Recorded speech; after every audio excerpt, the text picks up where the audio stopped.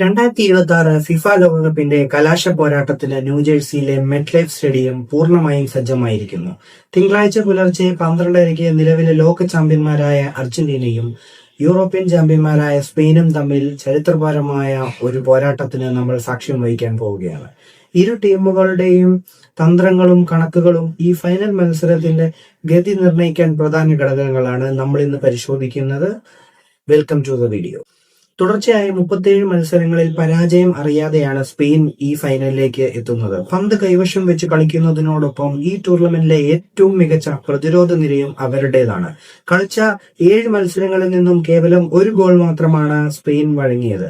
മിഡ്ഫീൽഡിൽ Rodri നയിക്കുന്ന ഇവരുടെ തന്ത്രപ്രധാനമായ കൗണ്ടർ പ്രസിംഗ് അഥവാ എതിരാളിയിൽ നിന്നും പന്ത് നഷ്ടപ്പെടുന്ന ഉടൻ കൂട്ടമായി വന്ന് തിരികെ പിടിക്കുന്ന ശൈലി എതിർ ടീമിന്റെ ആക്രമണങ്ങളുടെ താളം തെറ്റിക്കാൻ കെൽപ്പുള്ളതാണ്. സ്പെയിന്റെ മിഡ്ഫീൽഡിലോട്ട് വരുമ്പോൾ പന്ത് കൂടുതൽ സമയം കൈവശം വെച്ച് കളിക്കുന്നതാണ് ഇവരുടെ രീതി.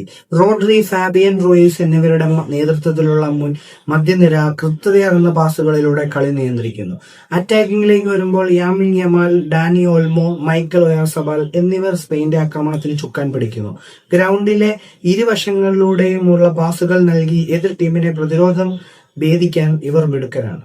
എന്നാൽ മറുവശത്ത് ടൂർണമെന്റിലെ ഏറ്റവും കൂടുതൽ ഗോളുകൾ അടിച്ചുകൂട്ടിയ അറ്റാക്കിംഗ് നിരയുമായാണ് അർജന്റീന വരുന്നത്. ആകെ 19 ഗോളുകൾ സമ്മർദ്ദമേറിയ നോക്കൌട്ട് മത്സരങ്ങളെ അതിജീവിച്ച വലിയ പരിചയസമ്പന്നത അവർക്കുണ്ട്. 8 ഗോളുകളും 4 അസിസ്റ്റുകളുമായി ലയണൽ മെസ്സി തന്റെ മാന്ത്രിക ഫോം തുടരുകയാണ്.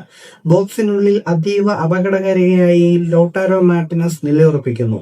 കൗണ്ടർ അറ്റാക്കുകളിലൂടെ അതിവേഗം ഗോളിലേക്ക് കുതിക്കാൻ അർജന്റീനയ്ക്ക് സാധിക്കും.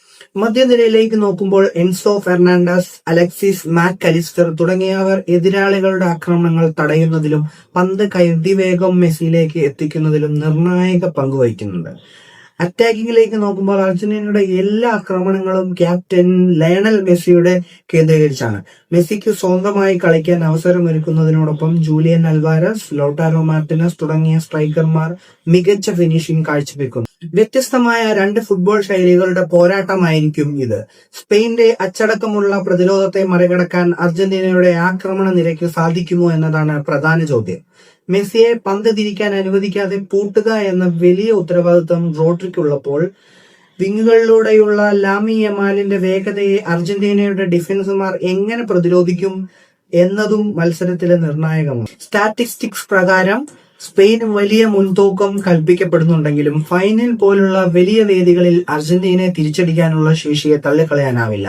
ഫുട്ബോൾ ലോകം കാത്തിരുന്ന ഒരു കടുത്ത പോരാട്ടം തന്നെയായിരിക്കും നമുക്ക് പ്രതീക്ഷിക്കാൻ പറ്റുന്നത്.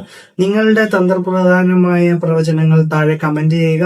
കൂടുതൽ കായിക ചരിത്ര വിശകലനങ്ങൾക്കായി അൺഫിൽറ്റർഡ് ട്രാക്സ് സബ്സ്ക്രൈബ് ചെയ്യുക. Thank you for watching this video.